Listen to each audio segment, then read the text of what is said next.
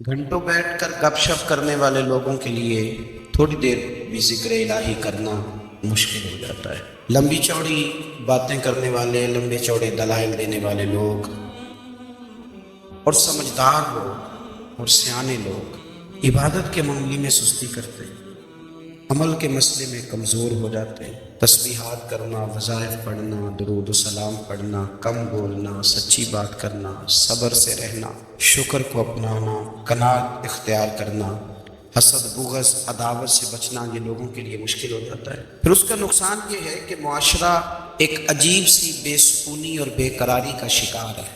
جیب میں بہت سارا پیسے رکھنے والا، خوش شکل نظر آنے والا، پیٹ بھر کے روٹی کھانے والا شخص بھی ڈھونڈتا پھرتا ہے کہ آخر میں پریشان ہوں کیوں۔ آپ انسانیت کی تاریخ پڑھیں گے تو آپ کو معلوم ہوگا کہ انسان نے کبھی پتھر کی پوجا کی، کبھی معاذ اللہ چاند سورج کی، درختوں کی، بتوں کی پوجا کی۔ معاذ اللہ یہ غلط ڈائریکشن پہ تو چڑھ گیا، لیکن ایسا نہیں ہے کہ کوئی بندہ دنیا میں آیا ہو اور کسی کی اس نے عبادت نہ کی۔ اس لیے کہ اللہ تبارک و تعالیٰ نے جس طرح ہمارے جسم میں کھانے کی طلب رکھی ہے، پینے کی طلب رکھی ہے، سونے کی طلب رکھی ہے، اسی طرح اللہ تعالیٰ نے عبادت کے لیے طلب رکھی ہے جسم میں۔ یہ تو ہوا کہ انسان گمراہ ہو گیا، غلط رستوں پہ چل نکلا، اس نے جھوٹے معبودوں کی طرف معاذ اللہ توجہ کر لی، لیکن وہ کسی نہ کسی کے سامنے جھکتا رہا، کیونکہ اس کے وجود میں طلب تھی، شوق تھا اسے کہ وہ عبادت کرے۔ اللہ تبارک و تعالیٰ جب مسلمان کو توفیق دے اور اللہ کی بارگاہ کی جانب وہ رجوع کرے تو پھر اس کا رویہ یہ ہونا چاہیے کہ اس کی توجہ ہو اللہ کی جانب۔ ہمارے ہاں تسبیحات پڑھ لی جاتی ہیں اگر کبھی موقع ملے، لیکن وہ خاص انہماک، وہ خاص شوق، وہ خاص ذوق اللہ تبارک و تعالیٰ کی عبادت کا۔ ایک ہوتا ہے نماز پڑھنا، ایک ہوتا ہے اہتمام کے ساتھ نماز پڑھنا، یعنی ذرا وقت پہ اٹھنا، ذرا صحیح کر کے وضو کرنا، ذرا شوق سے مصلی بچھانا۔ ایک ہوتا ہے تسبیح پڑھ لینا، اور ایک ہوتا ہے ذرا تھوڑا سا نا شوق کے ساتھ اللہ کو یاد کرنا۔ آپ کبھی جو میں نے آیہ کریمہ پڑھی اس کی آپ شان نزول دیکھیں، نبی کریم صلی اللہ تعالیٰ علیہ وسلم کے نا کچھ صحابہ اللہ کی محبت کے شوق میں حضور کی بارگاہ میں حاضر ہوئے، اور انہوں نے آپ کے عرض پتہ کیا کیا؟ عرض کرنے لگے، یا رسول اللہ صلی اللہ تعالیٰ علیہ وسلم، سالوں بیت گئے ہیں سجدے کرتے ہوئے، حضور سالوں بیت گئے ہیں تسبیح پڑھتے ہوئے، سالوں بیت گئے کہتے ہوئے کہ سبحان اللہ وہ پاک ہے، ہمیں سالوں بیت گئے یہ کہتے ہوئے کہ اللہ اکبر وہی سب سے بڑا ہے، سالوں بیت گئے کہتے ہوئے کہ الحمدللہ ساری تعریفیں اللہ کے لیے، سالوں بیت گئے اس کی تسبیح کرتے، تحلیل کرتے، تکبیر کہتے۔ حضور اب نہ ہمارا اپنے رب سے ملنے کو جی چاہتا ہے، کبھی یہ حقیقت منتظر نظر آنا لباس مجاز، لاکھوں سجدے تڑپ رہے ہیں میری جبین نیاز میں، اور اقبال کہنے لگے کہ تیرے عشق کی انتہا چاہتا ہوں، تو میری سادگی دیکھ کیا چاہتا، میرا ذرا سا تو دل ہے مگر شوق اتنا، میں وہی لن ترانی سنا چاہتا ہوں۔ میرا بھی دل کرتا ہے کہ اللہ میں تجھے کہوں، میں تجھے دیکھنا چاہتا ہوں جس طرح حضرت موسیٰ کلیم علیہ السلام نے کہا تھا، اور تو مجھے کہے کہ لن ترانی، تو نہیں دیکھ سکتا، ذرا سا تو دل ہے مگر شوق اتنا، میں بھی وہی لن ترانی سنا چاہتا ہوں۔ پھر کہنے لگے بھری بزم میں راز کی بات کہہ دی، بڑا بے ادب ہوں سزا چاہتا ہوں۔ دیکھو سب لوگوں کے بیچ ہی میں نے یہ کہہ دیا۔ میرے عزیز صحابہ نا شوق میں، کتنے سارے لوگ ہیں، کتنی ماشاءاللہ بڑی تعداد میں آپ آئے، ہم بھی کبھی اس شوق میں گئے ہیں کہ ہمارے رب کو دیکھنے کو دل چاہتا ہے، ہمارا جی چاہے وہ کبھی ہمیں ملے، ہم کبھی اس کی زیارت کریں، اس کی بارگاہ کرم میں ہم حاضر ہوں۔ صحابہ نے عرض کیا یا رسول اللہ صلی اللہ علیہ وسلم، ہمارا رب کہاں ہے؟ ہمارا نا اپنے رب کو دیکھنے کو جی چاہتا ہے۔ جب صحابہ نے یہ عرض کیا تو اللہ نے قرآن مجید نازل کیا، فرمایا وَإِذَا سَأَلَكَ عِبَادِي عَنِّي فَإِنِّي قَرِيبٌ، محبوب جب میرے بندے آپ کی بارگاہ میں آ کے میرے بارے میں پوچھیں نا تو ان سے کہہ دینا میں ان کے قریب ہی ہوں۔ دلیل کیا ہے؟ اِذَا دَعَانِ، یہ جب بھی مجھ سے دعا مانگیں گے میں ان کی دعاؤں کو قبول فرماؤں گا، میں ان کے قریب ہوں، میں ان کے قریب ہوں۔ یہ جب بھی دعا مانگیں گے نا میں قبول کروں گا، میں ان کے قریب ہوں۔ اللہ تبارک و تعالیٰ کے بندے اللہ سے محبت کرتے، رب کی بارگاہ میں جھکتے، اس کو اپنے دکھ سناتے، اس کے پیارے محبوب صلی اللہ تعالیٰ علیہ وسلم کا وسیلہ لے کے اس کے حضور حاضر ہو جاتے۔ پیشانیاں سجدوں سے روشن ہوتی. ہم نا ہر چیز کے لیے وقت نکالتے ہیں، ہر چیز کے لیے، لیکن عبادت کے لیے وقت نہیں نکالتے. ہر شے آباد ہے، ہر شے. ہماری فیس بک بھی آباد ہے، واٹس ایپ بھی آباد ہے، ہمارے ٹویٹر بھی آباد ہیں، ہماری ہر چیز آباد ہے. سب سے کم آباد ہمارا مصلی رہ گیا ہے، سب سے کم. وہ لوگ اب ڈھونڈنے سے ملتے ہیں جن کی بغل میں مصلی ہوتا تھا. میرے بھائی، آپ کتنا دنیا کے پیچھے بھاگو گے تھکا دے گی، کتنا دولت کے پیچھے بھاگو گے تھکا دے.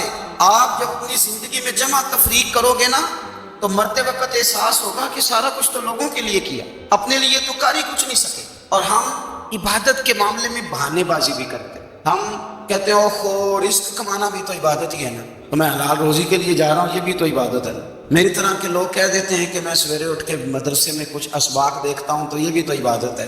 میں بیان کرنے کے لیے مطالعہ کرتا ہوں تو یہ بھی تو عبادت ہے نا. اتنے لمبے سفر کر کے ملک میں دنیا میں گھومتا ہوں تو یہ بھی تو میں عبادت ہی کر رہا ہوں. اب اسپیشل نفلوں کے لیے وقت کس طرح نکلے، اسپیشل کر کے تسبیح میں کیسے چلاؤں، میں سارا کچھ ہم بہانے بنا لیتے ہیں نا. میرا سوال یہ ہے کہ یہ ساری باتیں صحابہ کو، نبی کریم کو، دیگر لوگوں کو بھی تو پتہ تھی نا. لیکن آپ غور تو کریں، 23 سال حضور کو وقت ملا، مختصر وقت ظاہراً تبلیغ کرنے کے لیے. پوری دنیا میں دین بھی پھیلانا ہے. گھر میں 11 ازواج ہیں، 4 بیٹیاں ہیں، ان کی اولادیں ہیں، سارے کام کاج بھی دیکھنے ہیں. لیکن سیدہ طیبہ طاہرہ حضرت عائشہ صدیقہ رضی اللہ تعالیٰ عنہ فرماتی ہیں سارا دن تبلیغ کرتے، ہر غلام کے دکھ سنتے، گھر میں آتے تو اپنے گھر والوں کا خیال کرتے، کام میں ہمارا ہاتھ بٹاتے. قربان جاؤں، کہتی ہیں زمانہ سارا سو جاتا لیکن آمنہ کے لال مصلی بچھا لیتے. دنیا سو گئی، ساری سب سو گئے. جو خدام تھے، وہ جو غلام تھے، وہ سو گئے. صحیح مسلم میں لفظ ملیں گے، سیدہ پاک فرماتی ہیں او میرے نبی کے غلاموں، میں نے یہ رنگ بھی دیکھا ہے کہ حضور نے اتنا کھڑے رہے، اتنا قیام کیا، اتنا قیام کیا کہ مقدس پیروں میں ورم آ گئے، سوج گئے پیر. اتنے بڑے دل پہ ہاتھ رکھ کے نہیں بتا سکتا کہ میرے کبھی نماز میں پیر سوج گئے، کوئی نہیں بتا سکتا. بچوں کی روٹی کماتے تھک گئے، بات الگ ہے. ہم سیر کرنے گئے تو تھک گئے، بات الگ ہے. لیکن عبادت میں یہ بھی تو مسلم شریف ہے نا، یہ بھی تو دین ہے نا، یہ بھی تو حضور کی سنت ہے، یہ بھی تو وہ چیز ہے جو قریب کی آنکھوں کی ٹھنڈک ہے. سیدہ فرماتی ہیں پیروں میں ورم آ گئے. ساری رات ہی حضور نے نماز پڑھی اور ایک ہی آیت بار بار دہرائی. مسجد نبوی میں بلال حبشی نے فجر کی اذان دے دی اور حضور ابھی مصلی پہ تھے. کریم فارغ ہوئے. میں نے عرض کی یا رسول اللہ صلی اللہ علیہ وسلم، آپ کے تو صدقے اللہ اگلے پچھلوں کے گناہ معاف کرے گا، تو آپ اتنی آہوزاری کیوں فرماتے ہیں؟ آپ تو شفیع ہیں، آپ تو انبیاء کے امام ہیں. حضور نے فرمایا عائشہ تم نے گنوایا ہے نا میرے اللہ کی مجھ پر کتنی رحمت ہے. افلا اکون عبدا شکورا، فرمایا اگر اس نے اتنی نعمتیں دی ہیں تو کیا میں اس کا شکر گزار بندہ نہ بنوں؟ میں شکر گزار بندہ نہ بنوں اس کا؟ پھر اگر اتنی نعمتیں اس نے دی ہیں، مجھے اتنا نوازا ہے، تو پھر میں اس کے سامنے سجدے نہ کروں؟ او میرے بھائی، بڑے قابل فخر لوگ ہیں ہم کہ ہم نبی پاک کے غلام ہیں. ہم قابل فخر ہیں کہ نبی کریم کے غلام ہیں. کیا کبھی اس غلامی کے شکرانے میں بھی 2 نفل پڑھے کہ یا اللہ تیرا شکر ہے تو نے ہمیں حضور کا غلام بنایا؟ یاد رکھیں کہ اپنی روحانی زندگی کو آباد کریں، استغفار پڑھیں، تسبیحات کریں. حضرت عبداللہ ابن عمر رضی اللہ تعالیٰ عنہ حضرت عمر کے صاحبزادے ہیں، مکہ مکرمہ میں ان کی قبر ہے. میں نے جب انہیں پڑھا تو مجھے ان سے بڑا پیار ہو گیا. لیکن آپ کو پتہ ہے وہاں جا کے کسی شخص کا مزار تلاش کرنا یا پوچھنا ایک مشکل کام ہوتا ہے. ایک دفعہ میں مکہ شریف میں حاضر تھا، ایک گاڑی والا ڈرائیور مجھے کہنے لگا کہ مولانا میں آپ کو جانتا ہوں، مجھے آپ سے محبت ہے، ایک بات بتاؤں آپ کو؟ میں نے کہا بتاؤ. کہنے لگے حضرت عبداللہ ابن عمر کی قبر دیکھنی ہے. میں نے کہا یہ تو نہیں کہہ رہا، یہ کسی نے بندوبست کرایا ہے، یہ اللہ نے تیرے دل میں بات ڈالی ہے، یہ ہو گیا تو لے چل مجھے. حضرت عبداللہ ابن عمر کو نبی پاک نے فرمایا راجل صالح، یہ نیک بندہ ہے، یہ متقی آدمی. حضرت عبداللہ ابن عمر رضی اللہ تعالیٰ عنہ سیدنا فاروق اعظم رضی اللہ تعالیٰ عنہ کے صاحبزادے ہیں اور ان کی ہمشیرہ سیدہ حفصہ رضی اللہ تعالیٰ عنہ حضور کی زوجہ محترمہ ہے. ایک دن اپنی ہمشیرہ سے کہنے لگے کہ نبی کریم صلی اللہ تعالیٰ علیہ وسلم گھر میں آئے نا، اور اگر حضور غم امت میں پریشان نہ ہوں، طبیعت کو حشاش بشاش دیکھو تو ذرا پوچھنا تو صحیح حضور کا میرے بارے میں کیا خیال ہے، پوچھنا تو صحیح کہ کریم کی بارگاہ میں میرا کیا مقام ہے، میرے بارے میں حضور کیا فرماتے ہیں. اب بہن کو کام بتائے اور بتائے بھی بھائی، اور پھر بہن وہ کام نہ کرے یہ تاریخ میں ہوتا نہیں۔ حضرت عمر فاروق رضی اللہ تعالیٰ عنہ کی صاحبزادی ام المومنین رضی اللہ تعالیٰ عنہ فرماتی ہیں کہ میں تو بس منتظر تھی۔ انہوں نے تو کہا تھا نا کہ اگر تم حشاش بشاش دیکھو تو بات کرنا، لیکن حضور تشریف لائے، میری باری تھی، میرے گھر تشریف لائے، کھانا پیش کیا تو فوراً میں نے عرض کی حضور ایک بات پوچھنی تھی۔ حضور نے فرمایا پوچھیے۔ میں نے عرض کی حضور میرے بھائی عبداللہ ابن عمر کے بارے میں آپ کا کیا خیال ہے؟ نوجوانوں میری بات پہ غور کرنا، میرے بھائی کے بارے میں آپ کا کیا خیال ہے؟ تو نبی کریم صلی اللہ تعالیٰ علیہ وآلہ وسلم نے میری طرف دیکھا اور پھر حضور زیر لب تھوڑا مسکرائے، اور بریلی کے امام کہتے ہیں کہ حضور مسکرا دیتے تھے نا تو جو بڑا دکھی ہوتا تھا وہ بھی ہنس پڑتا تھا۔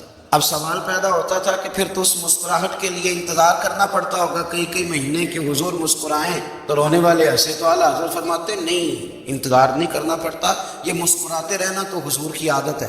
جس کی تسکین سے روتے ہوئے ہنس پڑے اس تبسم کی عادت پہ لاکھوں سلام، یعنی یہ تو عادت ہے حضور کی مسکراتے رہنا، اس کے لیے انتظار نہیں کرنا پڑتا۔ بھائیو آپ خیال رکھیں گے، غور کریں گے، حضرت عبداللہ ابن عمر رضی اللہ تعالیٰ عنہ کے بارے میں پوچھا، سیدہ فرماتی ہیں کہ نبی کریم صلی اللہ تعالیٰ علیہ وسلم نے زیر لب مسکرائے اور فرمایا حفصہ تیرا بھائی ہے تو اچھا، لیکن میں نے سنا ہے کہ عشاء کی نماز پڑھتا ہے تو فجر تک سویا ہی رہتا ہے۔ او نوجوانوں، 10 بجے تک سونے کی بات نہیں ہوئی، 9 بجے تک سونے کی بات نہیں ہوئی، 11 بجے اٹھنے کی بات نہیں۔ حضور فرمانے لگے میں نے سنا ہے کہ عشاء کی نماز پڑھ کے سو جاتا ہے اور فجر تک سویا ہی رہتا ہے، اسے چاہیے کہ تہجد کے وقت اٹھا کرے، اللہ کی بارگاہ میں حاضر ہوا کرے، آہوزاری کرے، سجدے کرے، عبادت کرے، اٹھتا ہے اور فجر میں جا کے اٹھتا ہے۔ حضرت جناب حفصہ رضی اللہ تعالیٰ عنہ کہتی ہے میں نے جناب عبداللہ ابن عمر کو پیغام دیا اور میں نے کہا میرے جوان بھائی سن، نبی پاک نے فرمایا ہے تو اچھا پر تہجد میں نہیں اٹھتا، نفل نہیں پڑھتا۔ او میری ملت کے جوانوں، مزہ نہیں آ جاتا جب ساری دنیا سوئی ہو، ساری دنیا، اور بستر بھی گرم ہو اور نیند بھی پورا غلبہ کر رہی ہو، اور اچانک گھنٹی بجے دماغ میں، آنکھ کھلے، گھڑی پہ نظر پڑے، 3:30 4 بجے کا پیغام گھڑی بتائے، اور کوئی چڑھتی جوانی والا اٹھ کے وضو کرے، اور جب وہ مصلی کھول کے بچھائے تو مدینے والے محبوب کہتے ہیں کہ ہر نماز پہ رب ثواب دیتا ہے، اور جو اٹھ کے تہجد کی نماز پڑھے اسے دیکھ کے تو رب مسکراتا ہے، جو اس کی شان کے لائق ہے، جو اس کی شان کے لائق، وہ مسکراتا ہے، خوش ہوتا ہے کہ میرا بندہ تہجد میں اٹھ گیا، وہ مسکراتا ہے۔ کاش ہماری صبحیں کبھی اپنے مالک کے نام ہو جائیں، کاش کے صبح۔ حضرت ابو الحسن رحمۃ اللہ تعالیٰ علیہ حضرت معاذ بن جبل رضی اللہ تعالیٰ عنہ کے پاس بیٹھا کرتے تھے، فرماتے ہیں ان سے جو پیار بڑھا تو پھر میرا مصلی سے بھی بڑھ گیا۔ تابعی ہیں، فرماتے ہیں صحابی رسول سے محبت ہوئی تو ذکر سے بھی ہو گئی، پھر درود شریف سے بھی ہو گئی، محبت ان سے بڑھی تو پھر اللہ نے مسجد کا پیار بھی بڑھا دیا۔ آپ فرماتے ہیں کہ میری ہر وقت طبیعت چاہتی تھی کہ بس اللہ اللہ کروں، بس اللہ اللہ کروں، بس نہ میں ذرا تھوڑی جان چھڑاؤں لوگوں سے، کو 10 منٹ ملے تو میں کو 4 نفل پڑھ لوں، میں تھوڑا سا نہ بچوں لوگوں سے، اور مجھے تسبیح ملے تو میں نہ کچھ 400-500 دفعہ استغفار پڑھوں، سبحان اللہ، الحمدللہ، اللہ اکبر، لا حول ولا قوت الا باللہ، میں نہ تسبیحات پڑھوں۔ فرماتے ہیں کہ بچے تھے گھر میں 6-7، غربت تھی، کام ملتا کوئی نہیں تھا، اب میں کام چور نہیں تھا، کام ڈھونڈتا تھا، پر اللہ کی قدرت کے کام نہیں ملتا تھا۔ فرماتے ہیں کہ میں نے ایک دن اپنی اہلیہ سے کہا کہ آج میں پھر جاتا ہوں کام ڈھونڈنے، تو میری بیوی بڑی فرما بردار تھی، پر اس دن نہ غربت کے ہاتھوں تنگ آ کے کہنے لگی آج نانا کوئی تو چیز لے کے آیا، تو مجھ سے بچوں کی بھوک نہیں دیکھی جاتی ہے، سب روگاں دا روگ محمد جس کا نام غریبی، کنڈ بلا کے لنگ جاندے نہیں دوست یار قریبی، آج میں کچھ لے کے آیا تو میں بچے لے کے چلی جاؤں گی۔ شیخ فرماتے ہیں کہ میں بڑا پریشان گھر سے نکلا، اور میں نے صبح سے لے کے زور تک کام ڈھونڈا، کام ملا کوئی نہیں، تو میرے دل میں خیال آیا چلو کام نہیں ملتا تو اللہ اللہ تو کرے گا، چلو بندوں کی مزدوری نہیں ملتی تو رب کریم کی عبادت ہی کرتے ہیں۔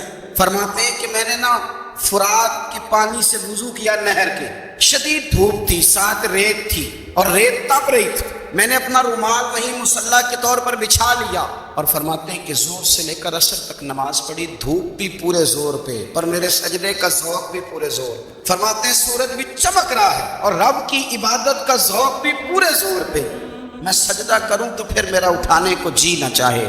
میرے استاد لکھا کرتے تھے، یہ ان کا شعر ہے، وہ کہا کرتے تھے مجھے سوز دے، مجھے ساز دے، اور مجھے نیم شب کا نیاز دے، دم سجدہ خود کو میں توڑ دوں، مجھے ایسا ذوق نماز دے۔ اور میں تیری بہار کا پھول ہوں، میں کھلا بھی ہوں تو تیرے لیے، مجھے میری شاخ سے توڑ لے، مجھے اپنی زلف کا ناز دے۔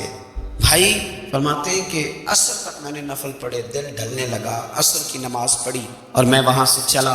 اب میں جب نکلنے لگا تو دل میں خیال آیا کہ چھوٹی چھوٹی دیواریں ہیں گھر کی، بغیر کچھ لیے جاؤں گا تو بیوی دور سے دیکھے گی تو شور کرے گی کہ پھر خالی ہاتھ آ گیا ہے۔ کہتے میں نے اپنے اسی رومال میں جس پہ میں نے نماز پڑھی تھی نا، رومال میں کیا کہتے پنجابی جی صافہ کہتے ہیں، اسی میں نا میں نے کچھ ریت بھر لی کہ وہ دور سے دیکھے گی تو سمجھے گی کچھ لے کے آیا ہے، چلو جا کے اسے بتا دوں گا کہ آج پھر مزدوری نہیں ملی۔ کہتے ہیں وہ ریت لے کر جب میں گھر میں گیا تو پہلے بیوی دروازے پہ کھڑی ہوتی تھی، پوچھتی تھی خالی ہاتھ آ گئے ہو؟ آج میں نے دیکھا تو ہے ہی کوئی نہیں۔ فرماتے ہیں میں اندر داخل ہوا، سلام لیے، کونے میں نے وہ رومال رکھ دیا اور میں نے آواز دی کہ بھلی مانس کہاں ہو؟ تو وہ کہنے لگی آپ منہ ہاتھ دھو لے، میں روٹی لے کے آئی۔ میں نے کہا روٹی کہاں سے آ گئی؟ یہاں تو کئی دنوں کے فاقے، تو کئی دنوں کی غربت ہے، یہاں تو اس گھر میں تو فقیری ہے۔ فرماتے ہیں کہ وہ روٹی لے کے آئی اور اس وقت کی جو موجودہ نعمتیں تھیں، سمجھ لیں سلاد، اچار، ہر چیز ساتھ لائی۔ میں نے کہا کہ بچے کہاں گئے؟ کہنے لگی وہ کھانا کھا کے کھیلنے گئے، آپ کھانا کھا لیں آ جاتے۔ کھانا اس نے چن دیا۔ میں نے حیرت انگیز لہجے میں ساری نعمتیں اپنے دسترخوان پہ دیکھ کر کے بیوی سے پوچھا یہ کہاں سے آیا کھانا؟ بچوں کو تو نے کہاں سے کھانا کھلایا؟ یہ سارا کچھ کیسا ہے؟ کہنے لگی پتہ نہیں آج آپ کس کریم کی مزدوری کرنے چلے گئے تھے، پتہ نہیں کس کریم کی، میرے گھر میں تو اتنی نعمتیں آئی ہیں کہ مجھ سے سنبھالی نہیں جا رہی، اتنا اناج ہے، اتنا گندم ہے، کس کریم کے دروازے آج چلے گئے تھے؟ یہ کہتے کہتے وہ اٹھی اور اٹھ کر کے کہنے لگی پہلے بڑا کچھ آیا تھا، اب کیا لے آئے؟ اور جا کر کے نا اس نے وہ ریت والا رومال کھولا، کہنے لگے میں تو لے کے آیا تھا ریت، تو میرے رب نے اسے بھی سونے اور ہیرے بنا دیا تھا۔ جب آپ کی توجہ اللہ کی جانب، میرے نبی پاک صلی اللہ تعالیٰ علیہ وسلم نے فرمایا ہر چیز اپنے رب سے مانگ، ہر چیز مانگ، ہر چیز مانگ۔ یا رسول اللہ کیا کچھ؟ میرے محبوب نے فرمایا تیرے گھر میں نمک بھی ختم ہو جائے تو وہ بھی اپنے رب سے مانگا کر، تو مانگنا وہ تجھے دے گا، تو اس کی بارگاہ میں کشکول طلب دراز تو کرنا۔ اور ترمذی شریف میں عجیب لفظ ہے، رسول کائنات نے فرمایا، رب کریم فرماتا ہے جب میرا بندہ ہاتھ اٹھاتا ہے نا تو مجھے حیا آتی ہے کہ میں خالی کیسے لوٹا دوں اس کے، اتنے بڑے بادشاہ کی بارگاہ میں۔ او بھائی لوگوں سے عزتیں تلاش کرتے ہو تو وہ کیا تمہیں عزت دیں گے؟ وہ تو کل اچھا کہتے ہیں پرسوں برا کہنے لگ جاتے ہیں۔ لوگوں کے سامنے گڈ بک میں آنا چاہو گے تو وہ تو سویرے تمہارے بارے میں کچھ کہیں گے، شام کچھ اور کہیں۔ اپنی روحانی زندگی آباد کریں، اپنے مسلح کو وقت دیں اور دنیا سے چھپ کر اس موبائل کو بند کر کے اور اپنے آپ سے بھی چھپ کے اور تنہا ہو کے چھپا کے سارا کچھ اپنے آنسو اپنے رب کی بارگاہ میں پیش کریں، اس کے حضور حاضری دیں۔ سنو نا ترمذی کی حدیث اور اسے یاد رکھنا، نبی پاک علیہ السلام نے فرمایا اپنے دکھ لوگوں کے سامنے نہ بیان کرنا، سیٹھوں نوابوں کو نہ بتاتے پھرنا، دنیا داروں کے سامنے جا کے نہ رونا کہ میں تکلیف میں ہوں، ورنہ اگر دنیا داروں کو دکھ بتاؤ گے رب تمہیں کبھی غنی نہیں کرے گا۔ اور لوگ ہیں کہ الٹا مذاق اڑائیں گے آپ کی، جس سے بڑی پکی یاری ہے نا، پکی، وہ تب تک پکی ہے جب تک آپ نے 50,000 مانگا نہیں، اور جس وقت آپ نے کہہ دیا کہ میں مجبور ہوں میری مدد کر تو پھر ختم ہو گئی دوستی۔ لوگوں کی تعلقات آپ کے ساتھ تب تک ہیں جب تک آپ ان سے کوئی ضرورت وابستہ نہیں کرتے۔ کریم محبوب فرمانے لگے بندوں کے سامنے دکھ نہ بیان کرنا، اللہ تجھے کبھی غنی نہیں کرے گا، تو اپنے دکھ اپنے رب کو بتا، تو دعائیں مانگ، تو اس کی بارگاہ میں حاضر ہو، تو اس کے حضور عرض کر۔ فرمایا اپنے دکھ اپنے رب کو بتا، وہ جلدی کرے یا دیر سے کرے تجھے ساری دنیا سے بے نیاز کر دے گا، تجھے کسی کا محتاج نہیں رہنے دے گا۔ اپنے مسلح کو، اپنی دعاؤں، ایک بزرگ فرماتے میں نے دعا مانگنے کا طریقہ اپنی بیوی سے سیکھا، دعا مانگنے کا طریقہ اپنی، سیکھنے والے تو اپنے بچوں سے بھی سیکھ لیتے ہیں، سیکھنے والے تو ہر ایک سے سیکھ لیتے ہیں۔ وہ کہتے ہیں میں نے دعا مانگنے کا سلیقہ اپنی بیوی سے سیکھا ہے۔ حضرت وہ کس طرح؟ فرمانے لگے میری بیوی نے نا مجھے کوئی کام بتایا، کچھ پیسوں کی ضرورت کے لیے کہا، تو میں نے اسے کہا کہ بھئی ابھی میرے پاس نہیں ہے، کچھ دنوں میں آتے ہیں تو میں دے دوں گا۔ عورتوں کی عادت ہوتی ہے وہ بار بار یاد کراتی ہے، 2-4 دنوں کے بعد پھر اس نے کہا حضرت وہ میں نے کہا تھا کچھ پیسے، میں نے اسے کہا کہ ابھی میرے پاس نہیں ہے، کچھ دنوں میں ملتے ہیں تو میں تمہیں دے دوں گا۔ اس نے کچھ دنوں کے بعد پھر کہا حضور وہ میں نے کچھ پیسے کہے تھے۔ فرماتے میں نے ڈانٹ دیا، میں نے کہا کہ کیا تو روز مجھے شرمندہ کرتی ہے، کہا نا میرے پاس نہیں ہوں گے تو دے دوں گا، تو روز یاد کراتی ہے۔ فرماتے ہیں اس نے پہلے تو میری ڈانٹ کو سہا، پھر میرے سخت جملوں نے اس کی آنکھوں میں آنسو پیدا کر دیے، پھر اس نے اپنے آنچل میں اپنے اس دکھ کو سمیٹا، اور پھر اس نے ایک جملہ کہا تو میں رو پڑا، اور مجھے اپنے رب سے مانگنے کا طریقہ آ گیا۔ مجھے کہنے لگی حضرت جی آپ نے ڈانٹ دیا، میں نے سہ لیا، اور آپ ہی میرے شوہر ہیں، بتائیں نا آپ سے نہ کہوں تو میں کس سے جا کے کہوں؟ فرماتے ہیں میں رو پڑا، اور میں کھل کے رویا، اور میں تڑپ کے رویا، اور پھر میری سسکیاں بند گئی، اور مجھے کہنے لگی آپ کو کیا ہوا؟ میں نے کہا مجھے بھی دعا مانگنی آ گئی ہے۔ جب میں اسے کہوں گا نا اللہ تو ہی میرا رب ہے، میں تجھ سے نہ کہوں تو میں کس سے جا کے کہوں؟ میں کیوں کسی بندے سے سوال کروں؟ میں کیوں کسی دنیا دار سے کہوں؟ میں تیرے بندوں کا، نیک بندوں کا وسیلہ لے کے، تیرے محبوب کی غلامی لے کے تیری بارگاہ میں آیا، تجھ سے نہ مانگوں تو کس سے مانگوں؟ سمجھ آ گئی ہے جب میں اس رنگ میں مانگوں گا تو پھر رب میرے اوپر بڑا ہی فضل فرمائے گا، وہ میرے اوپر بڑی رحمت کرے گا، وہ میرے لیے آسانیاں کرے گا۔ عزیز دوستو، ہم اس طرح کرنے لگ گئے ہیں کہ ہم نے نا اپنے تعلقات پر اعتماد کرنا شروع کر دیا۔ میرے تعلقات بہت ہیں، ہم نے اپنی دولت پر اعتماد کرنا شروع کر دیا، میرے پاس دولت بہت ہے، ہم نے اپنے علم پر، اپنی شہرت پر اعتماد کرنا شروع کر دیا کہ میرے پاس فلاں چیز بہت ہے۔ یاد رکھنا جب بے نیاز اپنی صفت بے نیازی دکھاتا ہے، بڑی بڑی دولتوں والے مجبور نظر آتے ہیں۔ بھائیوں، جب انسان کا رشتہ اپنے مالک کے ساتھ ہوتا ہے پھر تو غم بھی کچھ نہیں کہتے، پریشانیاں بھی کچھ نہیں کہتی، پھر تو زندگی صبر والی، پھر تو زندگی توکل والی، پھر تو زندگی بھروسے والی، پھر انسان اپنے آپ کو رسوا نہیں کرتا، دنیا داروں سے امیدیں اس کی ختم ہو جاتی، امیدیں اللہ رسول سے لگا لیتا ہے، مضبوط ہو جاتا ہے، مضبوط طاقتور ہو جاتا ہے، خوددار ہو جاتا ہے، باوقار باعزت ہو جاتا ہے۔ حضرت بہلول دانا رحمۃ اللہ علیہ بیٹھے تھے تو ہارون رشید حج کر کے آ رہا تھا، تو رستے میں حضرت شیخ سے ملاقات ہو گئی تو السلام علیکم کے بعد کہنے لگا حضور کوئی حکم ہو تو بتائیے گا۔ تو حضرت بہلول دانا فرمانے لگے تیرا رب کون ہے؟ اس نے کہا اللہ۔ تو فرمایا میرا کون ہے؟ کہا اللہ۔ فرمانے لگے تو بڑا ہی بیوقوف ہے، کیا تو یہ سمجھتا ہے کہ رب ہارون رشید کو تو دے گا اور بہلول دانا کو بھول جائے گا؟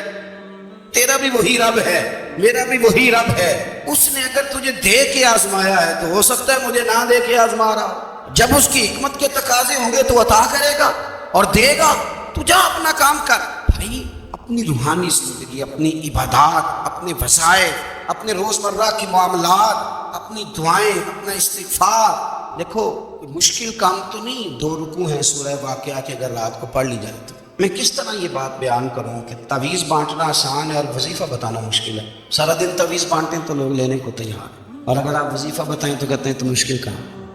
او خدا کے بندے، اگر آپ کا تعلق قرآن پاک کے ساتھ مضبوط ہو، قرآن پاک کے ساتھ اگر آپ کا رشتہ ہو، لوگ سفارشیں ڈھونڈتے ہیں نا دنیا میں کوئی تعلق مل جائے تو میرا کام ہو جائے، دنیا میں اتنا مشکل معاملہ ہے، آخرت میں مجھے بتائیے گا کتنا مشکل معاملہ ہوگا۔ میرے نبی پاک صلی اللہ تعالیٰ علیہ وسلم نے فرمایا جو لوگ سورہ ملک پڑھا کرتے تھے نا، سورہ ملک، یہ سورت ملک قیامت میں ان کی سفارش کرے گی، اور اس طرح کرے گی کہ کہے گی اے اللہ یا اس بندے کو جنت میں داخل کر دے یا مجھے قرآن پاک سے علیحدہ کر۔ تو رب فرمائے گا جا اس کا دامن تھام کے اسے جنت تک پہنچایا۔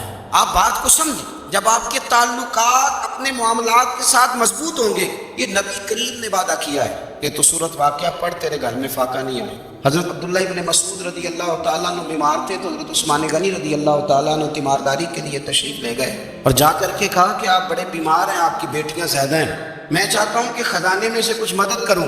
تو سیدنا عبداللہ ابن مسعود رضی اللہ تعالیٰ عنہ اٹھ کے بیٹھ گئے اور کہنے لگے امیر المومنین اللہ آپ کو میری طرف سے، میری بیٹیوں کی طرف سے بہتر صلہ دے، میری بیٹیوں کو کسی خزانے کی ضرورت نہیں، میں نے انہیں خزانہ دے دیا۔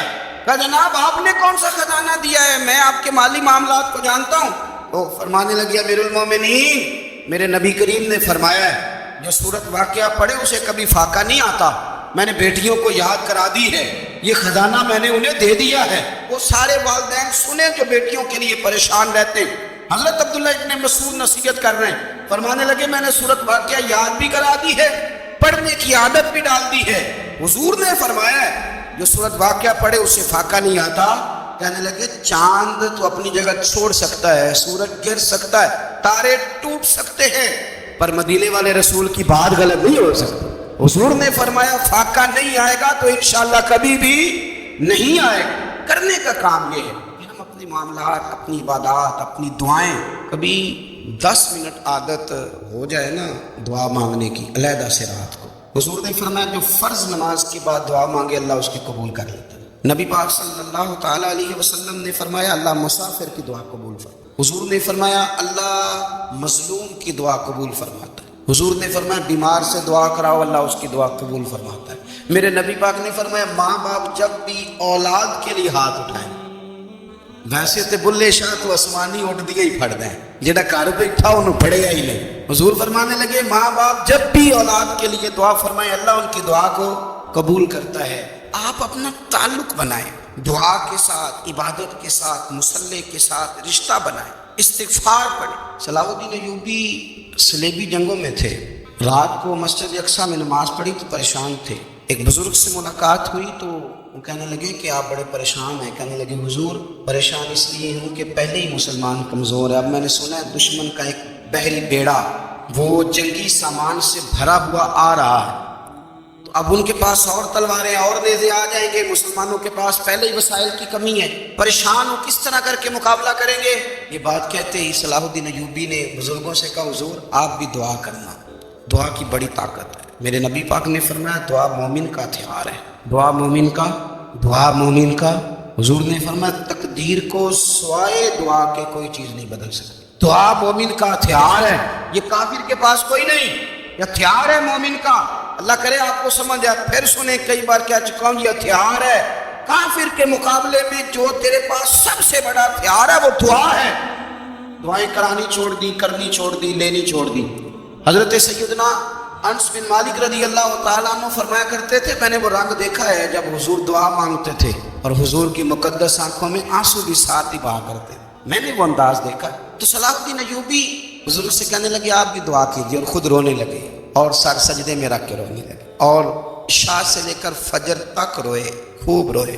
صبح وہ بزرگ آئے تو صلاح الدین ایوبی کا خوبصورت اور ہنستا ہوا چہرہ دیکھا، کہنے لگے آپ بڑے خوش ہیں، رات تو میں نے بڑے روتے ہوئے دیکھا تھا۔ تو کہنے لگے حضور وہ جو بحری بیڑا آ رہا تھا نا وہ پانی میں ڈوب گیا ہے، اب وہ نہیں آ رہا، ابھی خبر آئی ہے تو میں بڑا خوش ہوں۔ حضور کہنے لگے اٹھ سینے سے لانا، اور سن ایک بات، وہ بحری بیڑا پانی میں نہیں ڈوبا، وہ تیرے آنسوؤں میں ڈوب گیا ہے۔ وہ جو تو رات رویا ہے نا رب کریم کی بارگاہ میں تو وہ ڈوب گیا ہے۔ بھائی اپنا مصلی کا، عبادت کا، وظائف کا، اللہ کا سلسلہ اس کو مضبوط کرے، اپنی دعاؤں کے تعلق کو مضبوط کرے۔ دعائیں بڑے انقلاب برپا کر دیتی ہیں۔ ہم تھوڑے نا جب سے خشک ہوئے نا، اور میری تو جماعت ہی صوفیاء کی جماعت تھی، ہم تو داتا علی اجمیری کی جماعت سے، ہم تو خواجہ اجمیری کی جماعت سے، ہم تو شیخ احمد فاروق سرہندی کی جماعت سے، ہم تو صوفیاء کی جماعت۔ ہماری جماعت نے بھی وہ تعلق جو ہمارے بزرگوں نے بنایا تھا۔ بزرگ اللہ کے قریب کیسے جاتا ہے؟ ہمارے یہاں نا بہت سارے لوگ کہتے ہیں جی نظر ہو گئی تو کام ہو گیا۔ بھائی جو بخاری مسلم میں طریقہ ہے نا اللہ کا قرب پانے کا وہ تو نفل ہے۔ نبی کریم علیہ السلام نے فرمایا بندہ نفلوں کے ذریعے رب کے قریب جاتا ہے، اور اتنا قریب جاتا ہے کہ پھر اللہ اس کی زبان بن جاتا ہے، اللہ اس کی آنکھیں بن جاتا ہے، کان بن جاتا ہے، ہاتھ اور پیر بن جاتا ہے۔ تو یہ تو عبادت ہے، یہ تو اللہ کی بارگاہ کی حاضری ہے جو آپ کو اللہ کے قریب کرے گی۔ تو اپنے نماز کو اہمیت دے کے ادا کریں، نمازیں موبائل بند کر کے ادا کریں۔ لیکن نا کچھ لوگ کہتے ہیں مجھے ٹائم نہیں ملتا نماز کا، تو میں کہتا ہوں یہ آپ نے بڑی جرت کی بات کی ہے۔ مجھے کو میرا پیر بھائی کہہ دینا میرے پاس ٹائم نہیں آپ کو ملنے کا، تو میں کہتا ہوں آج کے بعد آنا ہی نہیں۔ میں تو کیا سمجھتا ہے تو بہت بڑا آدمی ہے، تیرے پاس ٹائم نہیں ہے اور ہمیں ملنے کا ٹائم موج کا؟ آپ نے اللہ رسول کو کہہ دیا ٹائم۔ اور عجیب فلسفہ ہے نا، کہا جائے نماز پڑھنے آؤ تو کہتے ہیں کپڑے ٹھیک نہیں، اور کہا جائے کہ آؤ ذرا دعوت پہ چلے تو کہتے ہیں ایک منٹ ٹھہر میں کپڑے بدل کے آیا۔ نماز کے لیے کہا تو کہتے ٹھیک نہیں، دعوت کے لیے کہا تو کہتے میں ذرا تیاری کر رہا ہوں، یوں جانا مناسب نہیں۔ معاملہ ٹھیک نہیں۔ رب تو فرماتا ہے کہ جب تم مسجد میں آ تو زینت اختیار کر کے آ، خوب ذوق سے دعا مانگے، خوب شوق سے نماز پڑھے، خوب استغفار کا مزاج بنائے۔ آپ لوگوں کے بیچ رہ کے سوکھ حاصل کرنا چاہتے ہیں، لیکن آپ کو پتہ ہے کئی مہینے غار ہرا میں رہنا بھی مدینے والے محبوب کا طریقہ ہے۔ ہر سال اعتکاف بیٹھنا الگ سے، یہ بھی حضور کا طریقہ ہے۔ مسجد نبی کے اندر دروازہ کھلتا تھا نبی کریم کا، پر گھر کے اندر نفل پڑھے نبی، اور حضور فرماتے ہیں کچھ نفل نماز گھر میں بھی پڑھا کرو، گھر کو قبرستان نہ بناؤ۔ ہمارا گھر اللہ کے ذکر سے آباد ہوگا اگر ہم نماز پڑھیں گے نا۔ میں جب سنت پڑھنے کے لیے گھر میں کھڑا ہوتا ہوں تو میرا جو 2.5-3 سال کا بیٹا ہے وہ بھی میرے ساتھ نماز پڑھنی شروع کر دے، اسے پتہ کوئی نہیں نماز کیا ہوتی ہے، لیکن وہ بھی نا سجدہ نہ بھی کرنا ہے تو ساتھ لیٹ ضرور جاتا ہے۔ پتہ چلا بچے لیکچر دینے سے نماز نہیں پڑھتے، نماز شروع کر دیں تو بچے بھی شروع کر دیتے ہیں۔ ہم جب پریشان ہوتے ہیں تو لیکچر دیتے ہیں، تو لیکچر تو باہر شاید چل جائے، گھر میں کیسے چلے گا؟ گھر میں تو عمل چلے گا۔ تو میرے عزیز، آج کے اس روحانی اجتماع میں ہمارے دوستوں نے جو محنت کی، ہم نے بار بار اپنی نیت سے پوچھا، خدا ہمیں معاف کرے اگر کوئی ذاتی شہرت ہے، کوئی ہمارے ذاتی مفادات ہیں، اور اب ہمیں ہدایت دے۔ ہماری یہ خواہش تھی کہ روحانی اجتماع ہمیں تھوڑا سا اللہ اور اس کے رسول کے جانب مائل کرے، کچھ ہمارا رشتہ مصلی کے ساتھ مضبوط